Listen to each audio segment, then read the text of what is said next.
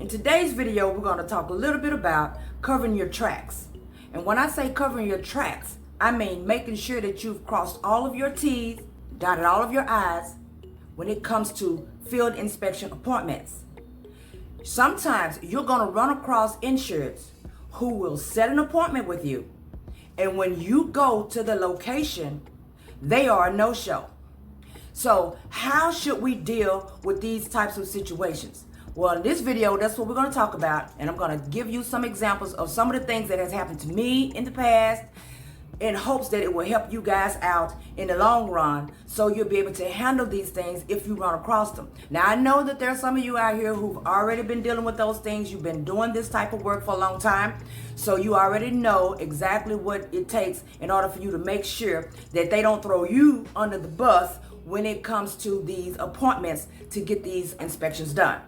But there are a lot of you who are new to the game, and it will catch you off guard because they have caught me slipping at least once or twice in the past because I was not equipped to deal with what was about to come. I didn't know that these types of things even happen. I'm pretty sure that somewhere in the back of my mind I knew they did, but you know, you just don't be expecting this type of stuff.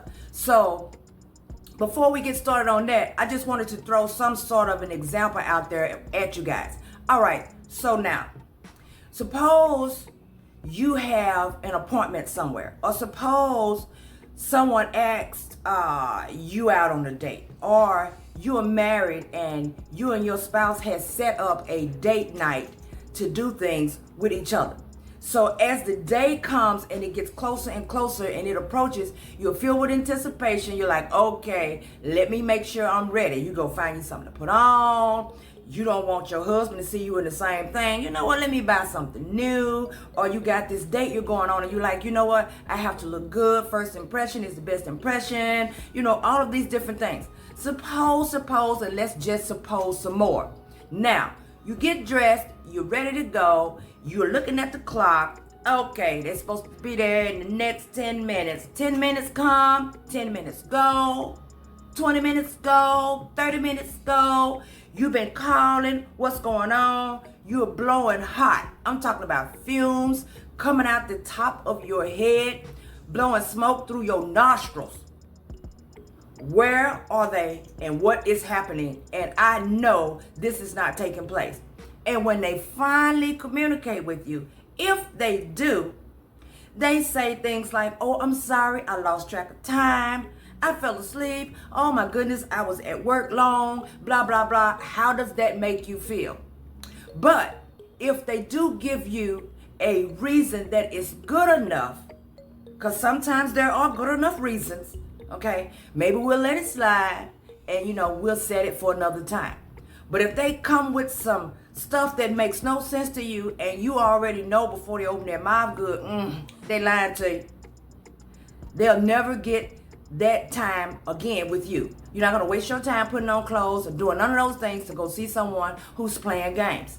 Okay, so you know how that makes you feel. So this is the same thing that happens when you're making appointments with insureds.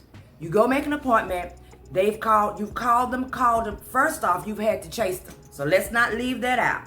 Sometimes you don't have to, but for the ones who I've experienced who are no-shows, these are the ones that I have always had to chase even from the beginning in order to set up an appointment to get these inspections done. So I finally get a hold to them. I make an appointment. They've scheduled. I'm asking, who am I there to meet? Make sure you always ask that question. Who am I going to be meeting? Is it you that'll be there, or will I be expecting someone else? If they say it's them, then I always wrote it down. They are my point of contact on the file. If they say it's someone else, what is their name and what is their contact number in case something comes up and I actually need to call them once I get to the location. So I learned this on down the line as to how to make sure that everything goes as smoothly as possible when I get to these locations.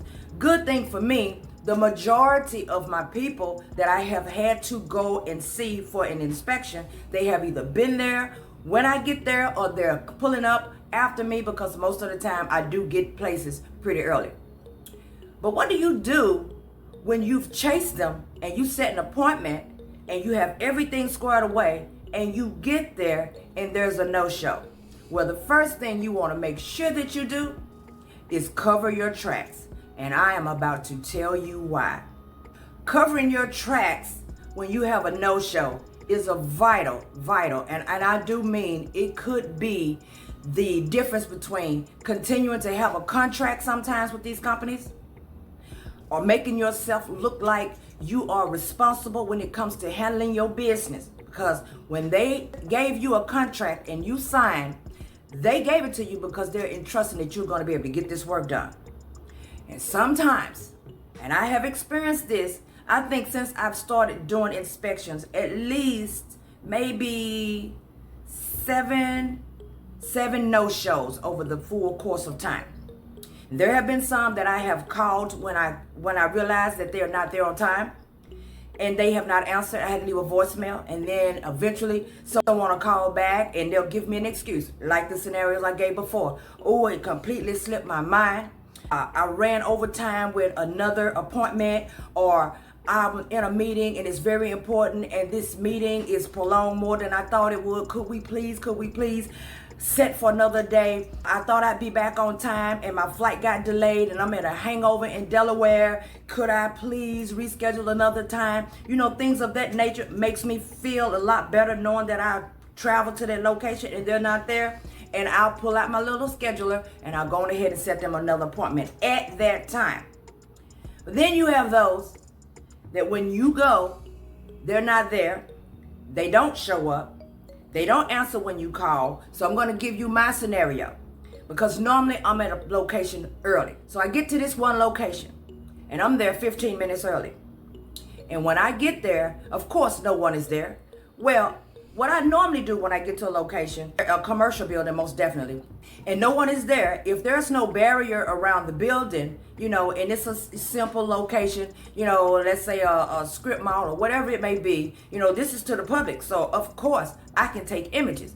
So I'll go on ahead and start all on the outside images. I'm going to get the sidewalks, I'm going to get the, you know, the whole basic things of what, depending on the company I'm working for, you know, the images. But once I get all of that, at that particular time that this inspection is supposed to start and no one is there, I'm going to make my first phone call.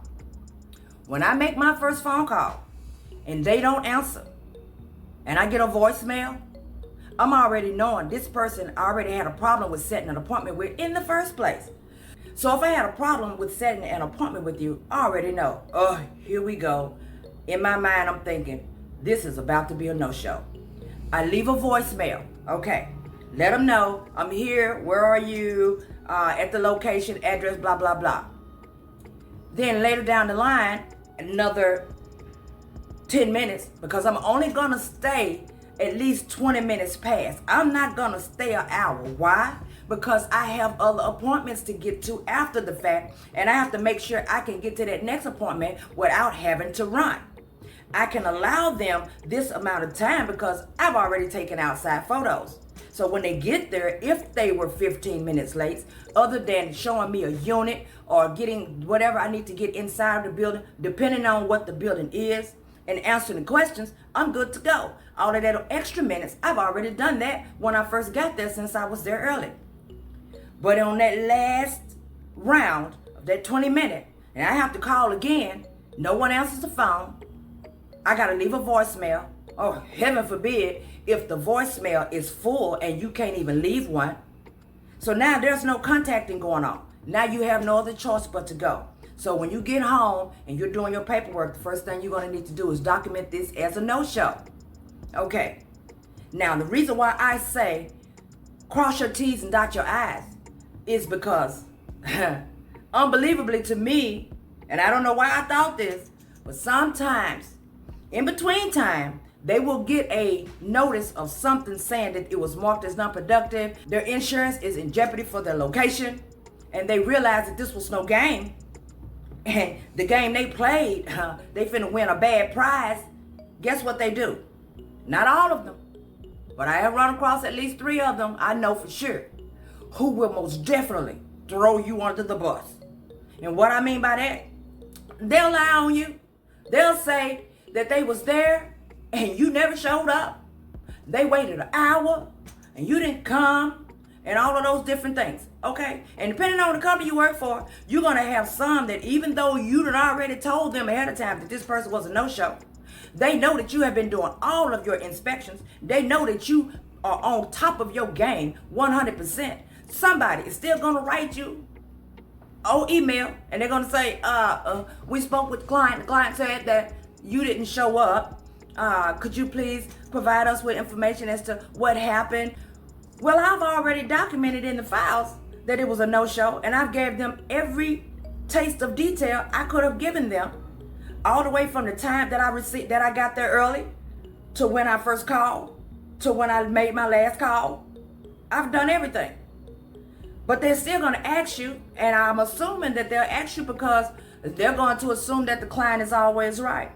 So you want to make sure that you are covered in these situations. So that goes back to what I said about collecting those images. Especially if you don't want to collect images before time, you don't have to. But when you get to a location and someone does not show up, especially if you know it's somebody who you've been chasing, you already know they're not going to call, they're not going to answer your phone, they're not going to do any of those things. I had one yesterday, as a matter of fact, and I went to this location, and there was supposed to be someone, the guy already answered all the questions over the phone. And he was insistent on answering the questions over the phone. I asked several times, is there going to be somebody there who can show me a unit? Because I need to get inside of at least one unit at this location. And he insisted that, yeah, there's going to be somebody there. Yeah. He gave me this name and told me what unit to go to and all of this stuff, and nobody was there. And guess what? When I tried to call him, he didn't answer. I called this guy 2 or 3 times, and he never answered, and he never responded to the text message. He never responded to voicemail. And here it is, a day later, and I have yet to hear from this guy. He had no intention on nobody being there. He knew nobody was going to be there, and yet and still, he lied. So you're going to have people who will do stuff like that. So how do you cover yourself? When you know they're not coming, make sure you take an image right at the time of the inspection, not 20 minutes later, because that timestamp is going to show that it was 20 minutes later. You want to take an image of the address showing that you were there, dead on time, if not early. You want to take an image of the front and whatever image you can get around that building, so that you make sure you have plenty of images and your video and your pictures have timestamps. They're not going to have timestamps when you get ready to upload. Because I don't want nobody to jump down in the comment section and say, most companies don't want a timestamp. Because that's not what I mean. If your images are being saved and automatically backed up, when you go into your backup image and you click that little exclamation point for info on the image, it's going to give you the timestamp. And it's going to give you the date and time when you took the picture. That's what I mean. So make sure you go ahead and take those images. Because in my scenario, and this is just one, because I can go all day with this, but we're not going to do that. I reported one as a no-show. And this particular one, somewhere down the line, as I said in between, received a notification, that their insurance was now in jeopardy and they was going to lose their insurance coverage. They realized it wasn't no game, so now they done decided that they were going to lie on me. Okay. So the company that I was doing the work for, they were sending emails to the insured. But they CC'd me into the email. Well, apparently, the insured didn't know that I was being CC'd in the email. Because if they did, I'm pretty sure they would have thought twice about the lies that they was about to tell. So I started getting these emails coming in, and I was like, what is this? Looking at it, I saw the address, and I said, oh, this location, these people, right? So then I'm looking at it, they're telling them what I said, blah, blah, blah. And then they write in there that they was there. They was on the sidewalk, waiting on me for over an hour, and I never showed up. They attempted to contact me. I didn't answer my phone. And they need to reset to get their inspection done because the inspector did not show up. Y'all could imagine the look on my face when I was looking at this email. Okay, now, I felt almost like, if for those of you who have experienced things where people evade your space, I felt almost like I had done stepped outside to go somewhere and realized somebody done broke in my ride. I was stunned. I was staring at the email like there is no way that someone is writing all of this nonsense in this email. Clearly, you either, one, don't know I've been CC'd, or two, you see I've been CC'd, but you don't think I can hold my own. Okay, well, you was about to find out today. And I had to jump right in on the email and make a notation and say, unfortunately, the information that you are giving is totally incorrect. And what I wanted to say was, you are telling a lie and the truth ain't in you. But I was like, unfortunately, the information you're giving is totally incorrect, because I was indeed there. As a matter of fact, I was there 15 minutes early. I even took images all the way around the building. A total of 18 to be exact. And the reason why I took 18 is because the building took almost up the whole block. Okay? With 2 or 3 entry points. And I just went around this building because I knew this inspection was going to take me a long time, because I could see how huge it was. And I made sure, long story short, at the end of the email, I said, please see images below, time-stamped. I called you several times and left voicemails and no one responded. Just like I did when I first attempted to set the appointment in the first place. And I dropped those images in there. Pew, pew. Matter of fact, I didn't even make them a attachment. I did a copy of images and just popped them in there. It was like big old screens of pictures with the timestamps on them. Let me tell you something. They will do the most when they think their insurance is about to get canceled. And if you have not taken an image and you go in your system and you go to look at, and you have not one image that shows that you was there, and you can't prove that you was there, and you got these people that's all talking all professional over the phone, because you know people can turn it on and turn it off. And they all on the phone with your company, and they're talking all professional, talking about how they stood there and waited, and we waited and waited, and what type of, we need another inspector, blah, blah, blah, blah, blah. It's going to make you look like you skipped out on your work. So make sure you cross all your T's and dot all your I's when it comes to making sure that everything is intact, so that these people cannot in no way, form, or fashion make it look like you are not doing your job. Because in the long run, for those of you who are new, once you get to a point to where you start getting work coming in, I'm telling you, there's going to be times when people are just not going to show up. And that does happen. So you're going to need to make sure that you can cover all of your bases, so that when they pop up, because it's going to shock you too, that someone would actually take the time out of their day to either call somewhere or sit down in front of a computer and put their fingers on a keyboard like a little keyboard pirate and start just saying any and all things untrue. It's going to stun you. And then, you know what? And then what's going to happen next if you do decide to go on ahead and reschedule again? Now when you show up, there's this awkwardness in their face because you showed up and you the same person they was attempting to lie on. Come on, man. If you've had any type of experiences like this, please feel free to put it down in the comment section. Let's talk about it, because I'm telling you, sometimes, for the most part, inspecting is a wonderful thing. Okay, you're making your own schedule. You can get out and do all of the workload that you want to do. You can choose how much you want to do each day. You can choose what days you don't want to work. You can free up time to be with your family. You can do all of these wonderful things. And when you get out of the house, to me, the worst part of it is that every now and then, some days, I may not even want to put on no clothes and get up out of there. Okay, but at the same time, I know that once I get outside, and I get in my car, everything's going to be okay. I'm not worried about doing the inspection. I just may be in a lazy mood. That's the worst part about doing this job to me. Because after I actually get outside and get going, it's always a wonderful day. But when they don't show up, this is when your problems will start. Because now you got this file that's lingering. You got people lying on you. You want to make sure that you're covered. You guys drop the comments in the comment section. Let's talk about it. Tell me what you've experienced. And if you have not experienced it, then hey, I have just given you a heads up and tip on what could actually occur and what you need to make sure you do from the jump, so that you never get caught up in this type of situation. You guys like, subscribe, turn on the notification bell. You know I'll be back bringing you something back later. So enjoy the rest of your day. Stay blessed. Stay grateful. And I'll see you next time.